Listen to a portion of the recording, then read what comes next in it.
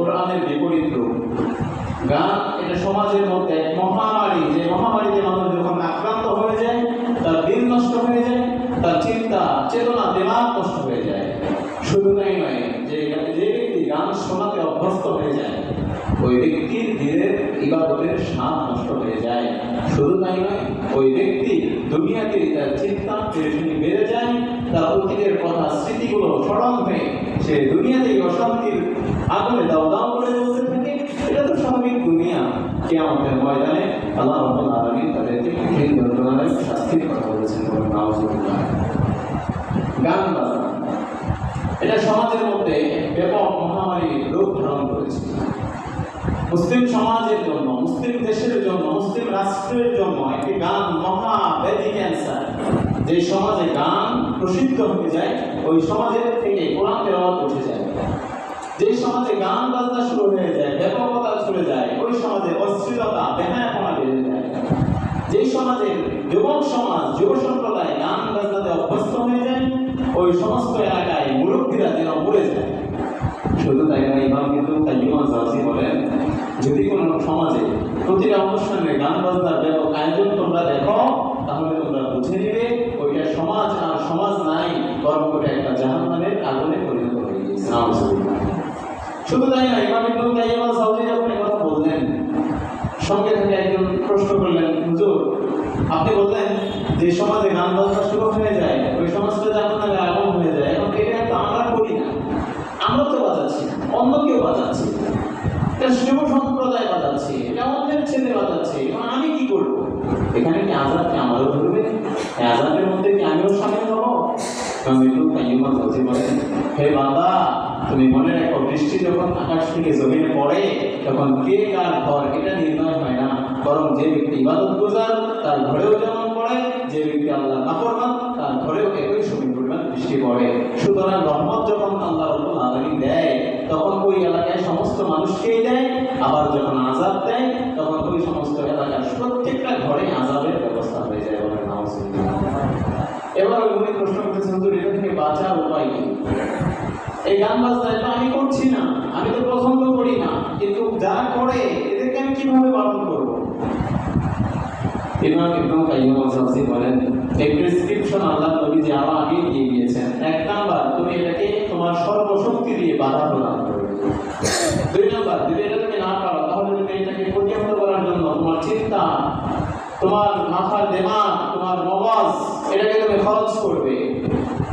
এরপরেও এটাও যদি তুমি না পারো, তাহলে তুমি এলাকার মানুষজনকে নিয়ে বসবে, তাদের সাথে পরামর্শ করবে কি করা যায়, কিভাবে এটাকে বন্ধ করা যায়। সর্বশেষ তোমার ডাকে যদি এলাকার মানুষ সাড়া না দেয়, কাউকে যদি তোমার সাথী না পাও, কাউকে যদি তুমি সহযোগী না পাও, তবে অবশ্যই তুমি এটা থেকে দূরে অবস্থান করবে। অর্থাৎ তুমি ওই এলাকা ছেড়ে দিয়ে, যেখানে গান বাজনা হচ্ছে, প্রয়োজনে তুমি ওই এলাকা ছেড়ে অন্য এলাকায় গিয়ে হলেও কিছুদিনের জন্য বসবাস করবে। কিন্তু সেটাও যদি তোমার সম্ভব না হয়, তোমার যদি কোনো আত্মীয় স্বজন না থাকে, কিংবা দূরে যাওয়ার কোনো ব্যবস্থা না হয়, তাহলে তুমি তোমার ঘরে থাকবে, ঘর থেকে বের হবে না, বরং তুমি সার্বক্ষণিকভাবে মন থেকে তাদেরকে ঘৃণা করবে। তুমি বসে বসে আল্লাহ রাব্বুল আলামিনের কাছে মানা চাইবে। একটা বিষয় কতটা ভয়ঙ্কর তাদের কাছে ছিল, কতটা ভয়ঙ্কর। তিরমিজি শরীফের হাদিসে ইবনে মাসউদ রাদিয়াল্লাহু তাআলা আনহু বলেন, একবার আমি আর নবী সাল্লাল্লাহু তাআলা আলাইহি ওয়াসাল্লাম রাস্তা দিয়ে হেঁটে যাচ্ছিলাম। এমন সময় এই ঢোল, গান বাজনার, তবলার আওয়াজ আমাদের কানে আসতে লাগলো। ইবনে মাসউদ বলেন, আল্লাহ নবী শোনা মাত্রই চলতি পথ সাথে সাথে দাঁড়িয়ে আল্লাহ নবী যে তুফান কালের মধ্যে একবার এভাবে দিলেন যেন আঙুলগুলো তার প্রত্যেকটা আঙুল তার কানের ছিদ্র দিয়ে ঢুকে যাচ্ছে, এতটা শক্তভাবে আল্লাহ নবী কানের মধ্যে আঙুল দিচ্ছেন। কিছুক্ষণ পর আল্লাহ নবী অস্থির হয়ে গেলেন, তার শরীরে ঘাম ঝরঝরে হয়ে যাচ্ছে। আমি ভয় পেয়ে গেলাম যে না জানি আল্লাহ নবীর কোনো কিছু হয়ে যায়। আমি নবী সাল্লাল্লাহু তাআলা আলাইহি ওয়াসাল্লামকে হাত ধরলাম। আল্লাহ নবীর হাতটা এত বেশি শক্ত পেলাম যে নবী সাল্লাল্লাহু তাআলা আলাইহি ওয়াসাল্লাম বলতে যাচ্ছেন যে কান থেকে আমার হাতটাকে তুমি সরাইও না। আমি বুঝে ফেললাম নবীজির অবস্থাটা, আমি বুঝলাম। আমি এবার নবীজিকে আস্তে আস্তে বাহুতে ধরে আমি নবীজির বাহু ধরে কান ধরলাম, আমার সিনা বরাবর নিয়ে আমি নবীজিকে একটু দূরে নিয়ে গেলাম। এবার নবী সাল্লাল্লাহু তাআলা আলাইহি ওয়াসাল্লাম আমাকে বলতেছেন, হে ইবনে মাসউদ, এই গানের আওয়াজ কি এখনো আছে?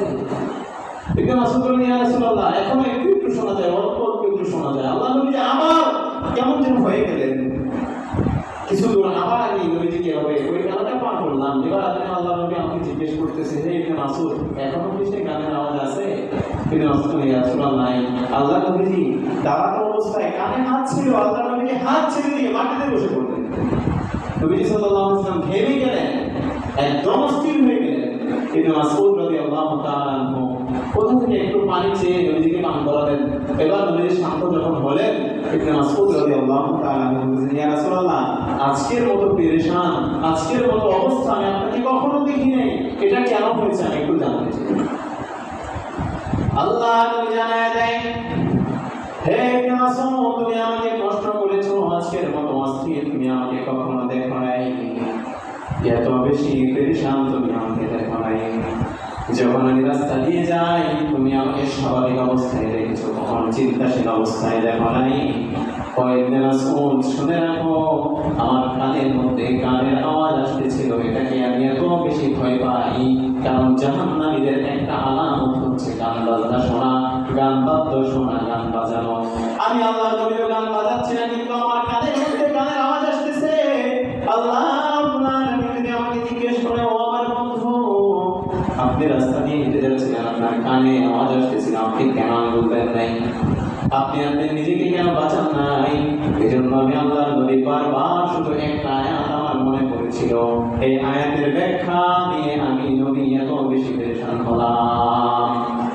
আব্দুল্লাহ ইবনে মাসউদ রাদিয়াল্লাহু তাআলা আনহু নবীকে ডাক দিলেন, ইয়া রাসূলুল্লাহ, ইয়া হাবিবাল্লাহ, এটা কোন আয়াত যে আয়াত আপনাকে আজকে এত বেশি পেরেশান বানিয়েছে?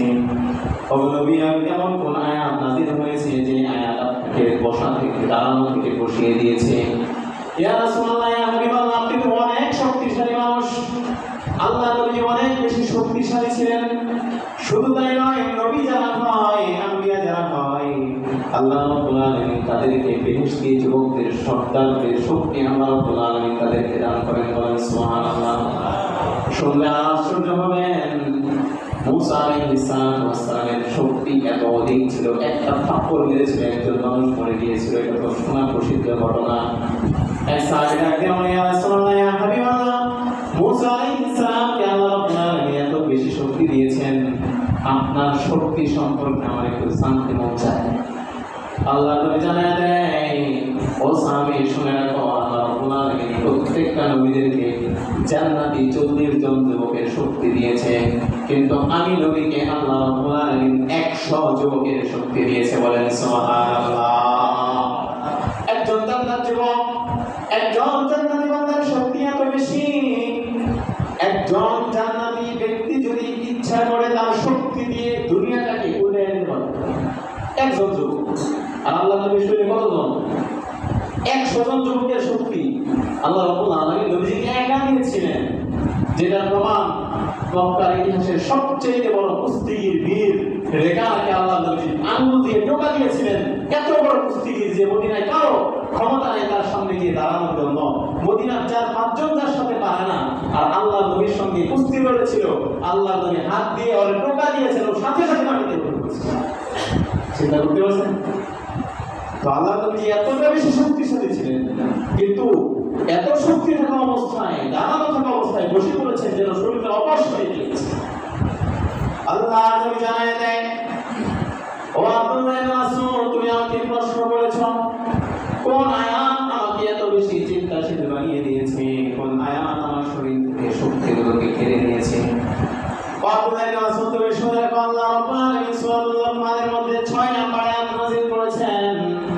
আল্লাহ রাব্বুল আলামিন জানায় দেন, ওয়া মিনান নাস, হে মানুষেরা তোমরা শুনে রাখো, মাইয়াশতারি লাহওয়াল হাদিস লিয়ুদিল্লা আন সাবিলিল্লাহি বিগাইরি ইলমিন ওয়া ইয়াত্তাখিদাহা হুজওয়া উলাইকা লাহুম আযাবুম মুহিন।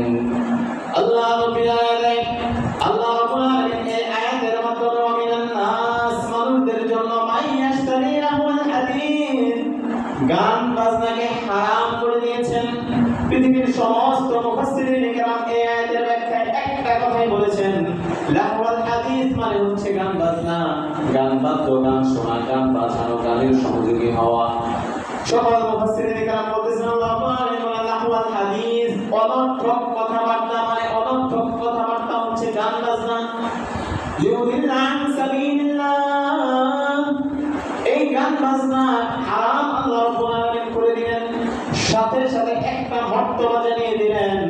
আল্লাহ রাব্বুল আলামিন জানিয়ে দিলেন লিউদিল্লা আন সাবিলিল্লাহ, যারা গান শুনে হারাম ঘোষণা করার পরেও আল্লাহ রাব্বুল আলামিন বলেন তারা যেন ফি সাবিলিল্লাহ, আল্লাহ রাব্বুল আলামিনের দল থেকে, আল্লাহর পথ থেকে দূরে সরে যায়। বলেন নাউযুবিল্লাহ। আয়াতের শব্দগুলো লক্ষ্য করেন, আল্লাহ রাব্বুল আলামিন বলেছেন লিউদিল্লাহ আন সাবিলিল্লাহ, যে গান শুনলো, গান বাজনা ব্যবহার করলো, গানের আয়োজন করলো, ফি সাবিলিল্লাহ, লিউদিল সে গোমরা হয়ে গেল, মানে পথভ্রষ্ট হয়ে গেল। আন সাবিলিল্লাহ, আল্লাহ তাআলার রাস্তা থেকে, মানে আল্লাহর রাস্তা থেকে সে বাহির হয়ে গেল। চিন্তা করতে পারতেছেন, যে ব্যক্তি গান শোনার আয়োজন করেছে, কিংবা সে শুনছে, কিংবা এর পক্ষে সে আছে, আল্লাহ রাব্বুল আলামিন কত বড় বর্তমান ঘোষণা দিলেন, ধমক দিলেন। যেমন আমরা বলি, এই তুমি যদি এই কথাটা আমার না শোনো তাহলে কিন্তু আমার ঘর থেকে বের করে দেবো। বাবাই তো সন্তানকে বলে, একজন বাবা তার সন্তানকে এইভাবে ধমকের সুর দেয়, তুমি যদি এই কথাটা আমার না শোনো তাহলে কিন্তু ঘর থেকে বের করে দেবো।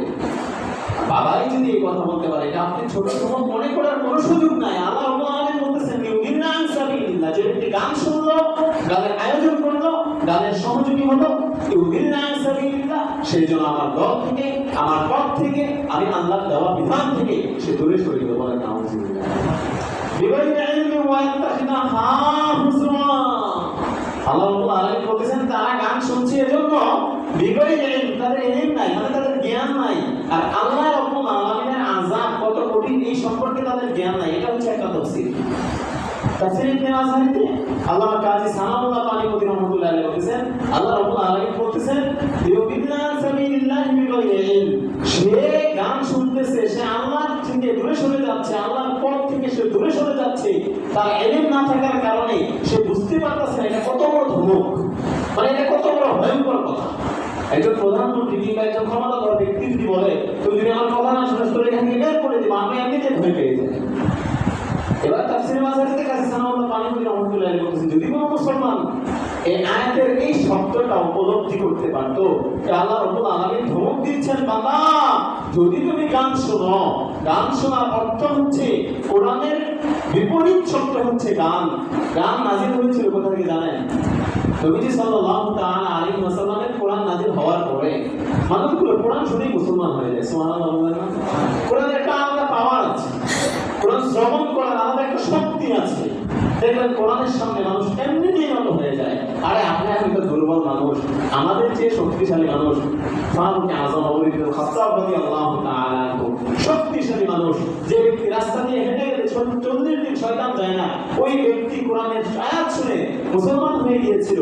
এই কোরআন এমন একটা পাওয়ারফুল কোরআন, এই কোরআনের বিপরীত রূপ ধারণ করানোর জন্য এই গান বাজনা দুনিয়াতে আবিষ্কার হয়েছে। কাফের মুশরিকরা নবী সাল্লাল্লাহু তাআলা আলাইহি ওয়াসাল্লামের কোরআন তেলাওয়াত শুনে মানুষ যখন মুসলমান হয়ে যায়, এবার তারা চিন্তা করলো এটা থেকে কিভাবে দূরে সরানো যায়। আল্লাহ রাব্বুল আলামিন এটার ব্যাপারে বলেন, وقال الذين كفروا لا تسمعوا لهذا القرآن والغوا فيه لعلكم تغلبون। কাফের মুশরিকরা আল্লাহ রাব্বুল আলামিনের সম্পর্কে কাফের মুশরিকরা বলেন, হে দুনিয়ার মানুষেরা শোনো, মুহাম্মদ সে এমন কোরআন তেলাওয়াত করে যেই কোরআনের তেলাওয়াতের সুর শুনে মানুষগুলো মুসলমান হয়ে যায়, যে সুর শুনে মানুষগুলো একদম নরম হয়ে যায়। এবার যদি তোমরা সফলতা অর্জন করতে চাও, আবু জেহেল উতবাকে গিয়ে বলে, এই ভাই মানুষগুলোকে বিরত রাখা যাচ্ছে না, মুহাম্মদের থেকে মানুষকে দূরে সরানো যাচ্ছে না, কোরআন থেকে দূরে সরানো যাচ্ছে না। এ ভাই যদি আমাদের মিশনকে সাকসেসফুল করতে চাই তাহলে একটা কাজ করতে হবে, লা তাসমাউ লিহাদাল কুরআন, লা তাসমাউ নিজের কোরআন শুনবা না, ওয়ালগাউ ফি মানুষকে শুনতে দিবা। আবু জাহেল বলতেছে নিজের কোরআন তেলাওয়াত শুনবা না, এবং মানুষদেরকে কোরআন তেলাওয়াত শুনতেও দিবা না। এবার খুতবা বলতেছে, এ ভাই তুমি তো এটা বলতেছো, কিন্তু মানুষগুলো যদি কোরআন তেলাওয়াত না শুনে তাহলে একটা বিকল্প জিনিস দিতে হবে।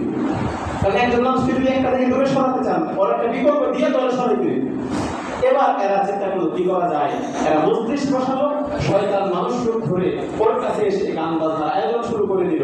এবার কিছু কিছু মানুষ ওই গানের তালে তালে, আগে মানুষগুলো কোরআন শুনতো, এখন আমি যাই দেখাই গা কেমন কি সিস্টেম, এটা নতুন সিস্টেম তো দেখাই গা দেখে শয়তান তাদের মধ্যে কোমলটা দিয়া তাদেরকে একদম গানের বানায় দেয়। এবার তারা কোরআন তেলাওয়াত ছেড়ে গান বাজনায় আয়োজন করা হয়। আফসোসের ব্যাপার হচ্ছে আজকে বর্তমান বিশ্বে, বর্তমান পৃথিবীতে এতদূর যাওয়া লাগবে না। সবচেয়ে বড় আফসোসের ব্যাপার হচ্ছে আমাদের নিজ মহল্লায়, নিজের সমাজে, নিজের ঘরে, নিজের ছেলের বিয়ের অনুষ্ঠানে এই গান বাজনা এটা একটা এমন রূপ ধারণ করেছে, ফ্যাশন রূপ ধারণ করেছে। যে কোনো একটা আয়োজন হলে গান লাগবে, যে কোনো একটা অনুষ্ঠান হলে গান লাগবে। তাও গান কি মনে করেন আপনি, এই ওই বিনিময়ের ওই পাশে গান বাজার ওই পাশে, মানে আওয়াজ যত বেশি দেওয়া যায়, আওয়াজ যত বেশি দেওয়া যায়, এটা একটা ফ্যাশন ট্রেন্ডিং হয়ে গিয়েছে।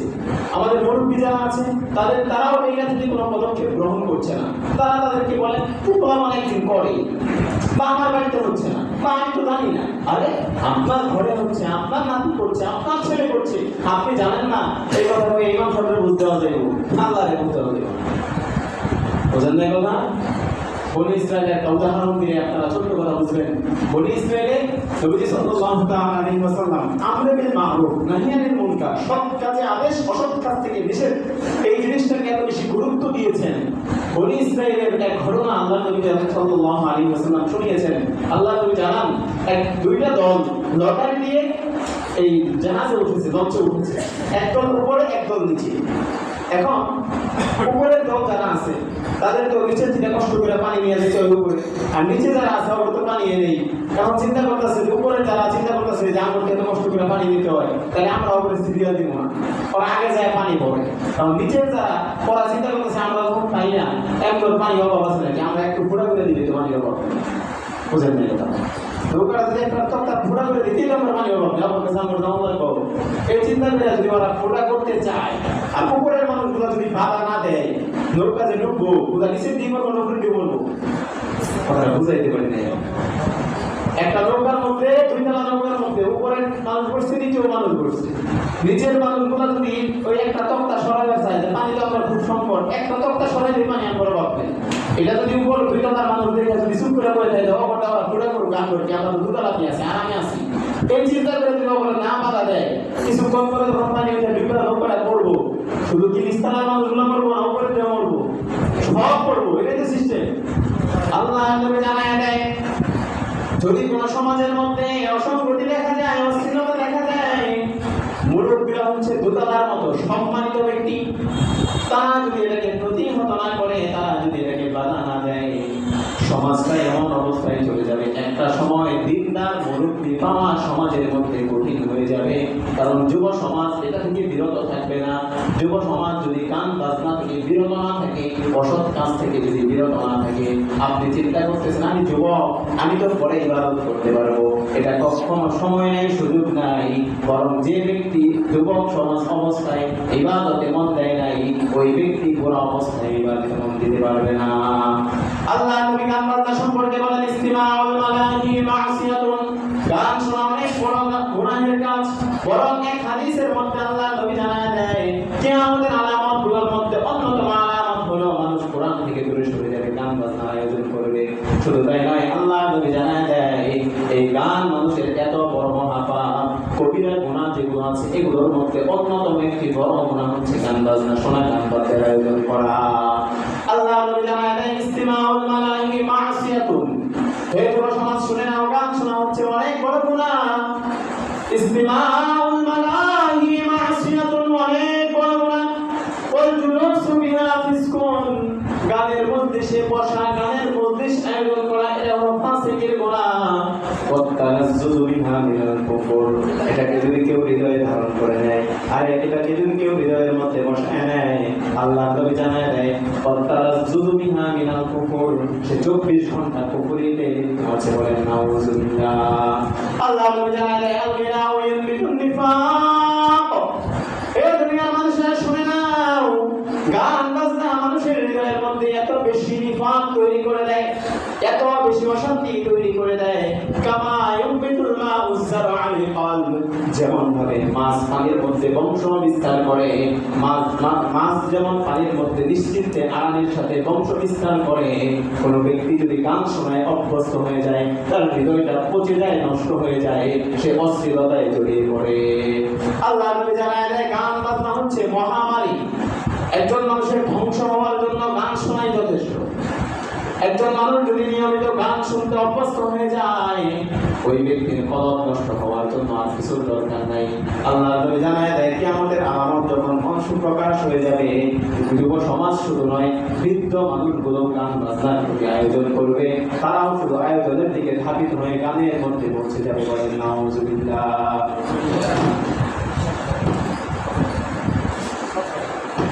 তাহলে এই গান বাজনা এটা আমাদের সমাজে আছে না নাই? কথা বলেন, আছে না নাই? কম না বেশি? এখন তো আরো সহজ, সবার হাতে স্মার্টফোন, ব্লুটুথ, সবকিছুতেই সহজ। ইলেকট্রিক ডিভাইস মানুষকে অতি দ্রুত জাহান্নামের দিকে নিয়ে যাচ্ছে। দুনিয়া যত উন্নতির দিকে ধাবিত হচ্ছে, আসলে দুনিয়া উন্নতির দিকে যাচ্ছে তা নয়, বরং দুনিয়া মানুষকে জাহান্নামের সরঞ্জামগুলি, গুনাহের আসবাবগুলি সহজ করে দিচ্ছে। তার মানে মানুষকে সহজে জাহান্নামী করে দিচ্ছে। এক সময়কার ছোট ছোট বাচ্চারা, এক সময়কার আমাদের মতো যুবকরা, 12-13 বছরের মানুষরা, 12-13 বছরের যুবক ভাইয়েরা এক সময় বাবা মা দাদা দাদি এদেরকে দূর থেকে দৌড়ে চলে যেত। আর এখন এমন একটা অবস্থা হয়েছে, এই মোবাইলের কারণে গান শোনা সহজ হয়েছে। মোবাইলের কারণে যুব সমাজ এতটা বেশি ভয়ঙ্কর ফাঁদে পড়ে গিয়েছে। গানের মাধ্যমে যুব সমাজ মনে করেন কোনো কষ্টে পেয়েছে, আঘাত পেয়েছে, আঘাতটাকে ভোলার জন্য সে গান শুনছে। অথচ আল্লাহ রাব্বুল আলামিন বলতেছেন, কেউ যদি গান শুনে তার কষ্ট বেড়ে যায়। কারণ অতীতের কথা স্মৃতির স্মরণ হয়। আর অতীত যখন মানুষ হয়, আচ্ছা বলেন তো দেখি, সমাজ একটা জিনিস, এখানে যদি কারো বাবা না থাকে দুনিয়াতে, কারো যদি বাবা মারা যায়, বাবার কথা শুনলে বা বাবার কথা মনে পড়লে মনটা কি খুব খুশি লাগে? মনে করেন আপনার বাবা মরছে, আপনার বাবার কথা স্মরণ হয়েছে, একটু মনটা খুব আনন্দ লাগবো, কষ্ট লাগবো। কারণ স্মৃতি, অতীত স্মৃতি মানুষকে কাঁদায়, অতীতের স্মৃতি মানুষকে কাঁদায়। আর যুব সমাজ গান শুনছে কেন? একটু আনন্দের জন্য, কিংবা ওই যে একটু দুঃখ হয়েছে, কোথায় কোন জায়গায় কি আকাম করছে, কোন হারাম কাজে কার সাথে কি জড়িত হয়েছে, কার সাথে কোন সঙ্গী বানাইছিল, আল্লাহ ভালো জানে, আল্লাহ মাফ করুক, ওই বেদনা ভোলার জন্য সেটা শুনতেছে। আবার সে আল্লাহর কাছে দোয়া করতেছে, হারাম কাজে জড়িত হচ্ছে, আবার আল্লাহ রাব্বুল আলামিনের কাছে দোয়া চাচ্ছে। আরে হারাম কাজে জড়িত হয়ে আল্লাহ রাব্বুল আলামিনের কাছে সাহায্য চাওয়ার অর্থ হচ্ছে কেউ নাপাকের মধ্যে ডুবে গিয়ে সে খাবার চাওয়া। যেন আমি বোঝাতে পারি না, কথাগুলো বোঝাতে পারি না। আমি শুধু এজন্য বলতেছিলাম, এই গত 2-3 দিন আগে মনে করেন পহেলা বৈশাখের নামে যে পরিমাণ অশ্লীল বেহায়াপনা হয়েছে এই বাংলাদেশে, সারা পৃথিবীতে যেখানে বাঙালি আছে, মনে করেন মসজিদের শহরকে বলা হয় ঢাকা শহর, রাজধানী, ঢাকার রাজধানী বলা হয় মসজিদের শহর। এতদূর যাওয়া লাগবে না, নালিতাবাড়িতে গিয়ে দেখছিলেন, আমরা গিয়েছিলাম, আমি সরকার ভাইয়ের গেছিলাম, সাথেই মসজিদ, মানে শহীদ মিনার রোডের ওই পাশে শহীদ মিনার, আর এই পাশে মসজিদ, মসজিদের নূর যেটা সবাই চিনেন। কয় মাইল দূর মনে করেন আপনি? এত বেশি আওয়াজ দিচ্ছে যেখানে মসজিদে নামাজ পড়ায় দায়বদ্ধ হয়ে গিয়েছে। এখন আপনি বলবেন হুজুর নামাজের সময় বন্ধ আছে, নামাজের সময় বন্ধ আছে। আরে মিয়া, এই বন্ধ থাকে কি বন্ধ থাকার নামাজ পড়ো, এই বন্ধ থাকার নামাজ পড়। শুধু তাই নয়, আফসোসের কথা হচ্ছে আমাদের বাড়িতে, প্রত্যেকটা বাসা বাড়িতে, ঘরে ঘরে এই গান বাজনা এতটা বেশি ব্যাপক আকার ধারণ করেছে। এমনিতে সারাদিন শোনা হয়, এমনিতে সারাদিন বাজানো হয়, বিয়ে শাদীর আয়োজন, মুসলমানের আয়োজন, যে কোনো একটা অনুষ্ঠান হলেই এই অনুষ্ঠানের নামে অশ্লীল গান বাজনা প্রতিটা ঘরে ঘরে, এটা যেন মহামারীর আকার রূপ ধারণ করেছে।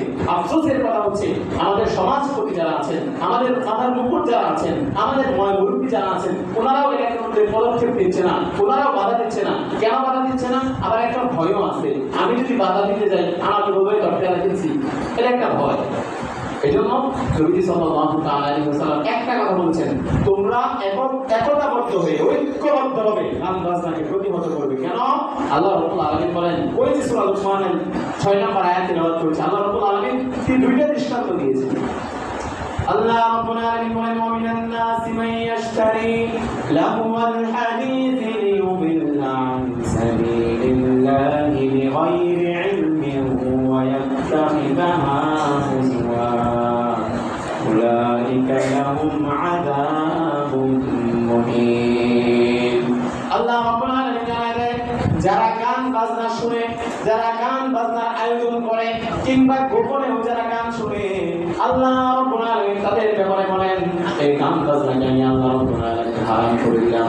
এবার যারা শুনবে আল্লাহ রাব্বুল আলামিন বলেন ইলম না থাকার কারণে, জানা না থাকার কারণে যারা গানগুলো শুনে আল্লাহ রাব্বুল আলামিন বলেন ইউবিল্লাহ সাবিলিল্লাহ, তারা যেন আল্লাহর পথ থেকে দূরে সরে যায়।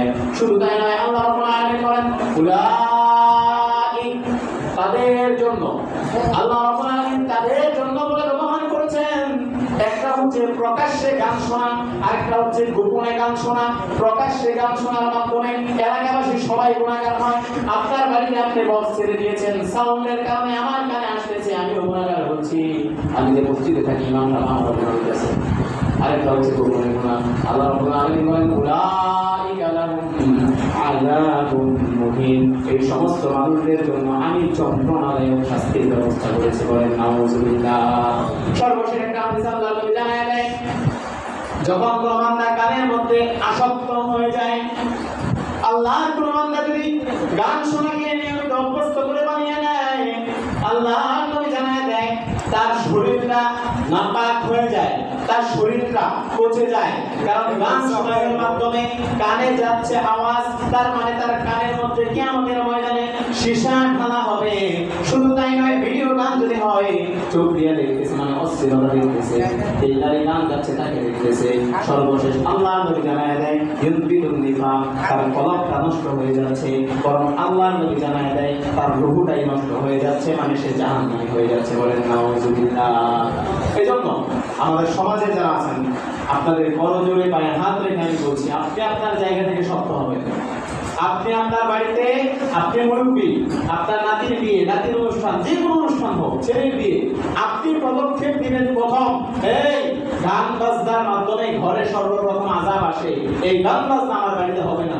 আপনি আপনার সন্তানকে বিয়ে করাচ্ছেন ভালোর জন্য, এটা মনে রাখেন, হারাম কাজে জড়িত হয়ে কখনো কল্যাণ আশা করা যায় না। আপনি হারামের মাধ্যমে মানুষকে গুনাহগার বানায়া, মানুষকে কষ্ট দিয়ে এত বড় সাউন্ড বক্স দিয়া গান ছেড়ে দিলেন। একজন মুরব্বী তার কষ্ট হচ্ছে, একজন শিশু তার কষ্ট হচ্ছে, একজন দিনদার নামাজি তার কষ্ট হচ্ছে। শুধু তাই নয়, পশু পাখি যারা হয় এদেরও কষ্ট হয়। আপনি এই তো মানুষকে কষ্ট দিয়া, আল্লাহর সৃষ্টিকে কষ্ট দিয়া, আপনার ছেলের বউ খুব ভালো হয় না, খুব সুখী সংসার করবো, এটা আজীবন সম্ভব না। আল্লাহ রাব্বুল আলামিন সকলকে এই গান বাজনার মহামারী থেকে হেফাজত করুন। শুধু তাই নয়, আল্লাহ রাব্বুল আলামিন আমাদের যুব সমাজকে এই আয়োজন থেকে বিরত রাখার তৌফিক দান করুন। সর্বোপরি আল্লাহ রাব্বুল আলামিন আমাদের এই বিশেষ করে পলাশিয়া গ্রামে যেন এটা আর না হয়, এটার জন্য শক্ত ভাষায় প্রতিবাদের আল্লাহ রাব্বুল আলামিন কিছু মানুষ এমন তৈরি করে দিন, যারা গান বাজনা যেখানে হবে সেখানে বাধা দেওয়ার জন্য তৈরি হয়ে যাবে। আল্লাহ রাব্বুল আলামিন আমাদের সকলকে এই গান বাজনা মহামারী থেকে হেফাজত করুন। আমিন।